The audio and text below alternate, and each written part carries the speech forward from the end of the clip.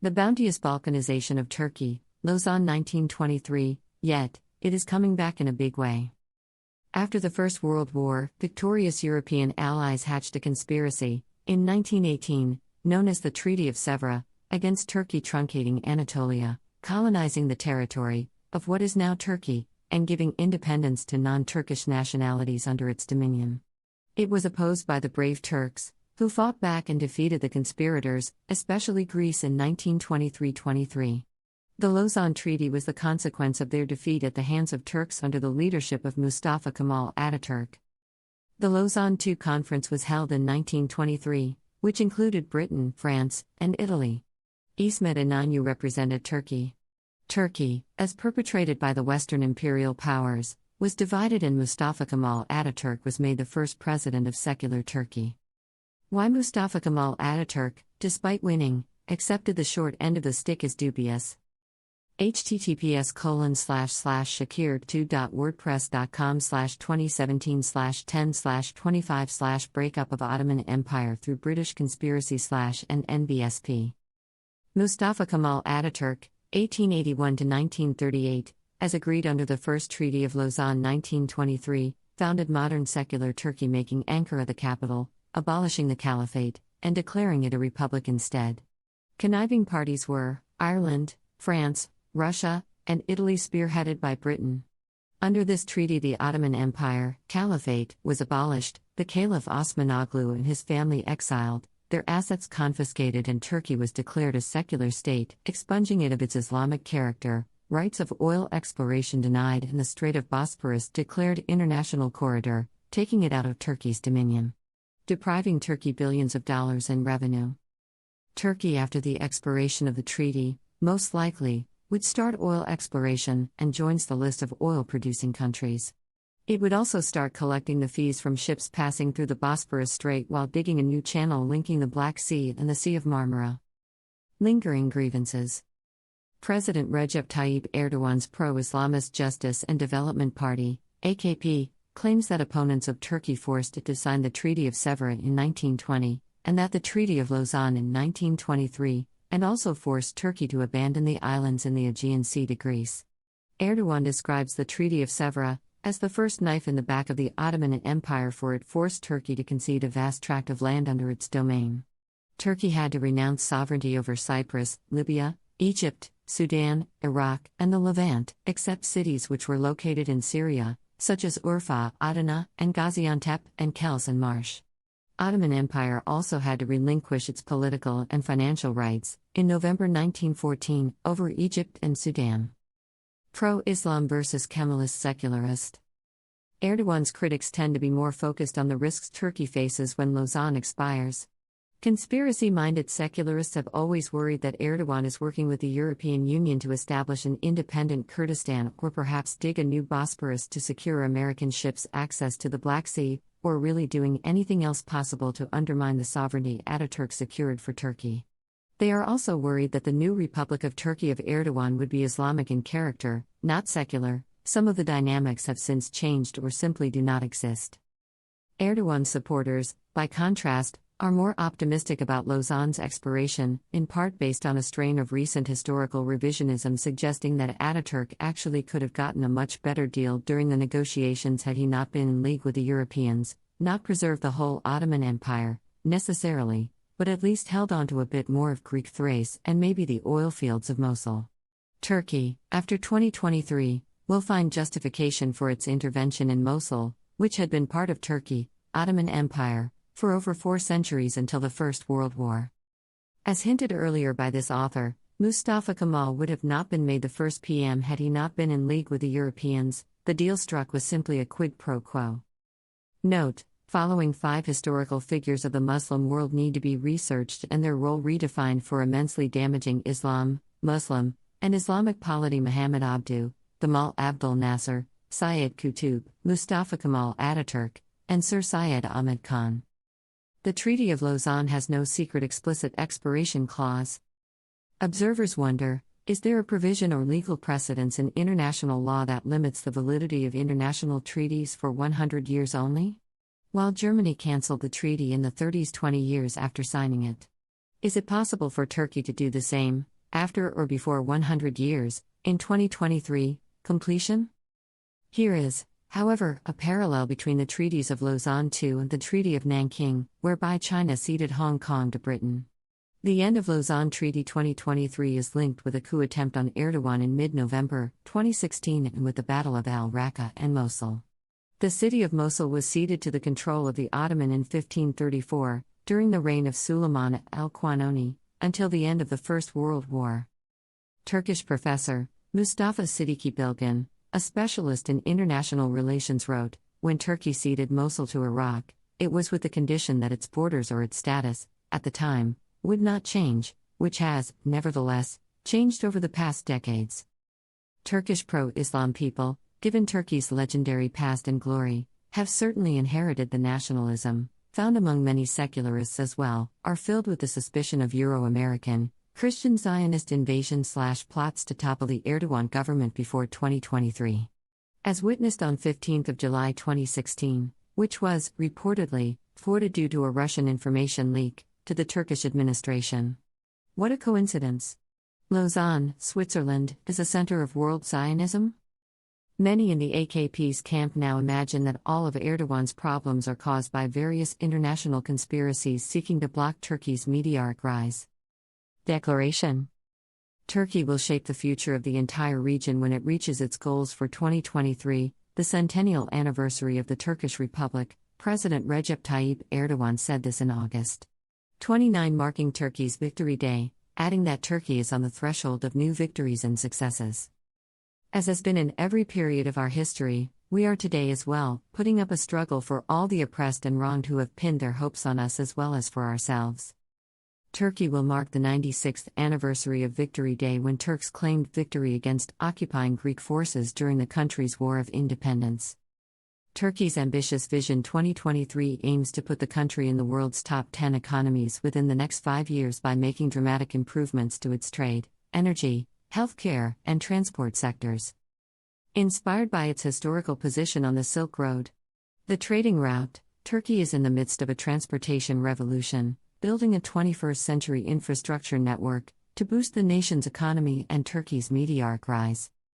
One of the massive infrastructure projects worth $605 billion which is part of this vision is the Gebze-Orhangazi-Izmir Highway, which would reduce an 8-hour journey to that 3.5 hours. Such projects are being carried out all across the country, with the primary aim of shifting the congestion of trade and business from Istanbul and the narrow Marmara region further east towards Anatolia. They also reflect the government's ambition to consolidate the country's position as a regional transportation hub that connects Europe to Central Asia, the Middle East, and North Africa. Turkey is set to achieve a GDP of $2.6 trillion, an average of $25,000 per capita income, and reduce the unemployment rate to just 5%.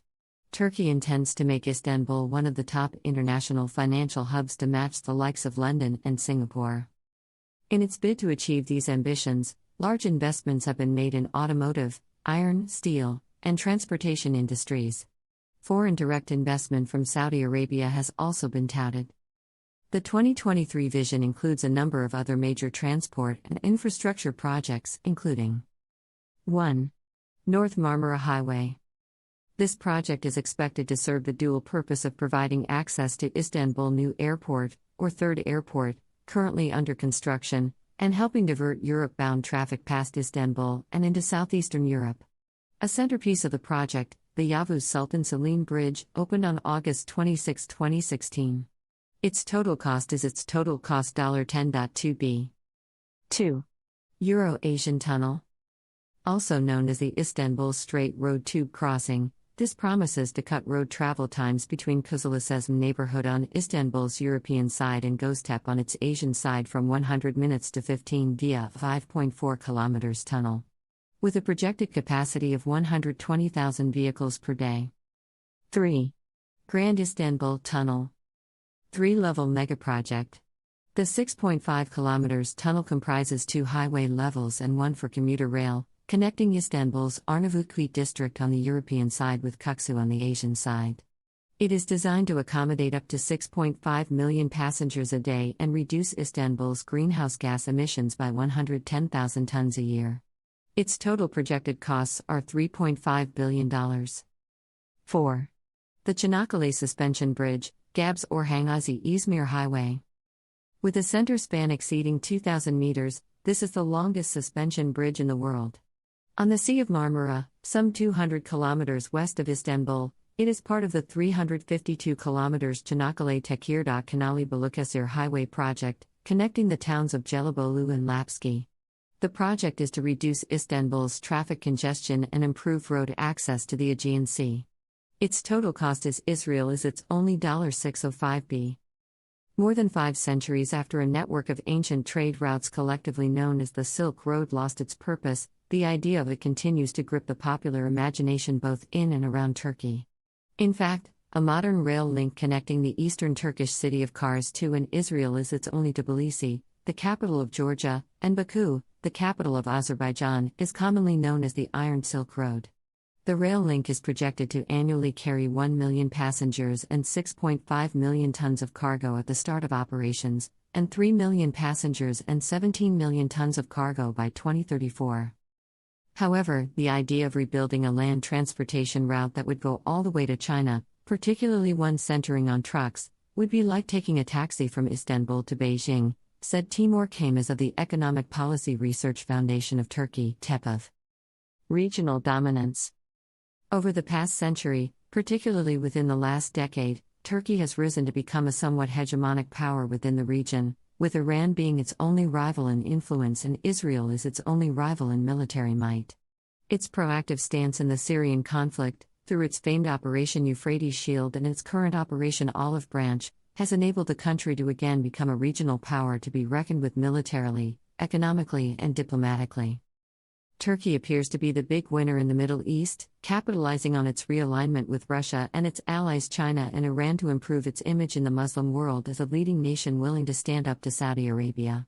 Erdogan's ambitions to increase Turkey's influence in the region, and to lead the Muslim world, also make Saudi Arabia less of an ally and more of a competitor. Turkey is exposing its fangs to the USA, Europe, and Israel. Turkey is the first country to come to the help of Rohingya Muslims of Burma. Iran also joined the call. Water power. Turkey holds a staggering 90% share of the Euphrates River and 45% share of the Tigris River, which both originate in the Anatolian mountains of eastern Turkey.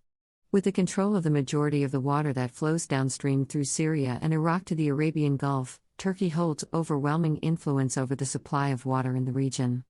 After Syria and Iraq complained about Turkey's manipulation of the flow of water during a dam project in the 90s, Özal famously remarked, "We don't tell Arabs what to do with their oil, so we don't accept any suggestion from them about what to do with our water." Turkey pivoting towards Russia, China, and Iran. Alignments in the Middle East have long been shifting for decades. Regional powers, particularly Iran, Iraq, Israel, Saudi Arabia, and Turkey have competed to maximize power against the backdrop of interventions by Russia, the United Kingdom, and, later, the United States. Until recently, the United States and its regional allies, Israel, the majority of the Arab Gulf states, and Turkey, were aligned against Iran. In the aftermath of the 2015 Iran nuclear agreement, it seemed certain that these regional powers, backed by Washington, would succeed in isolating Iran. But myriad domestic, regional, and international factors have combined to obviate this long-standing status quo. The most significant result of these developments has been Turkey's drift away from the United States and NATO toward Russia and its allies China and Iran. There are a host of reasons for this realignment. The ascension of pro-Islam, not Islamist, Recep Tayyip Erdogan to the Turkish presidency in 2014, signaled a shift in the country's politics pursuing more anti-Western policies befitting Turkey's realignment. Erdogan's ambitions to increase Turkey's influence in the region and to lead the Muslim world. Relations between Turkey and Saudi Arabia soured after Egypt's president, Mohamed Morsi, of the Muslim Brotherhood was ousted by a military coup in 2013. Turkey supported Morsi, while Saudi Arabia and America backed General Fattah al-Sisi of the Egyptian military. In 2017, when the Bedouin Pentagon, Qatar excluded at present, led by Saudi Arabia imposed a blockade of Qatar, Ankara backed Qatar, sending dairy and other food products to undermine the blockade. Turkey's and Saudi Arabia's perspectives and interests regarding the Syrian civil war diverged, and the complexities of the conflict drew Turkey closer to Russia and its allies China and Iran. The United States, Israel, and Saudi Arabia, however, remained united on the opposite side. Russia, China, Iran nexus seems to be a better fit for Turkey than with NATO. Turkey is now busy stabilizing Syria, even if Bashar al-Assad remains the president of United Syria. Turkey sees the advancement of Kurdish forces in Syria as a greater threat to its national security compared to the one posed by the Islamic State, ISIS. Although, the same Kurdish forces form the backbone of a US-backed campaign against the ISIS in northeast Syria. ISIS, elsewhere in Syria, is being backed by the US against Syrian troops. https://shakir2.wordpress.com/2017/12/26/Islamic State and enemy/. Turkey and Iran both realize that the dismemberment of Syria, and Kurdish forces getting hold of an autonomous territory, would embolden their Kurdish populations, as evident in Iraq, thereby creating a threat to their territorial integrity and national unity.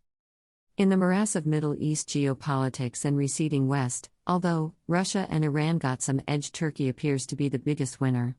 Capitalizing on this realignment, Turkey is set to improve its image in the Muslim world as a leading nation willing to stand up to the West and Saudi Arabia, whose more closer relationship with Israel, dubious role in the Israel-Palestine conflict and leading role in the disastrous war in Yemen have tarnished their reputations. https://shakir2.wordpress.com/2015/09/17/Bedouin Pentagon Saudi Terrorism and NBSP. Turkey's ostensible realignment has affected the U.S. role in Syria and the viability of Washington's Middle East policy as a whole. In response to this development, the United States has expressed its willingness to use its means and political capital to stabilize Syria rather than on Assad's removal. Washington would be wise to rehash its overall Middle East policies, including the resolution of the Palestine-Israel festering conflict based on the two-state premise, looking at the bigger picture to safeguard its interests in the region and the world at large. https://shakir2.wordpress.com/2018/06/19/realignments in the Middle East in the wake of receding West/ and NBSP. Caliph/Sultan Erdogan. There have been some misgivings over the intentions of Erdogan and the nature of his government. Are they Islamists, neo-Ottoman fantasists with a dangerous nostalgia for the past and with an aim to occupy its former territories? While that view is an exaggerated one that plays into the hands of his opponents both within and outside Turkey, especially the European Union, which vehemently opposes Turkey's bid for membership. One may consider Turkey and its President Erdogan in whatever way. The fact is that they are no longer secular or Islamist, but pro-Islam. Ambitious Turkey. The national vision and goals that have been proclaimed in the wake of 2023 are those of 2053 and 2071, having particular significance. The former will mark 600 years since the Ottoman conquest of Istanbul, and the latter, the 1000th anniversary of the decisive victory of the Seljuk Turks over the Byzantines at the Battle of Manzikert in 1071. Abhorred by the staunchly Kemalist-Secularist. At a commemoration ceremony held in 2016, Erdogan stated that he rejects an understanding of history that takes 1919 as the start of the 1,000-year history of our nation and civilization. Whoever leaves out our last 200 years, even 600 years together with its victories and defeats, and jumps directly from old Turkish history to the Republic, is an enemy of our nation and state. New Turkey would be a behemoth to reckon with. Hagia Sophia Mosque religious chauvinism? Save Rohingya, Fur, Palestinian, and Kashmiri Muslims from state-sponsored genocide. Reclaim Africa, a Muslim continent. https://www.facebook.com/nowthispolitics/videos/365464577544183/ Use and share this slogan as often as possible. Comment/like/share/follow and subscribe. Shakir Mumtaz. Author, thinker, analyst.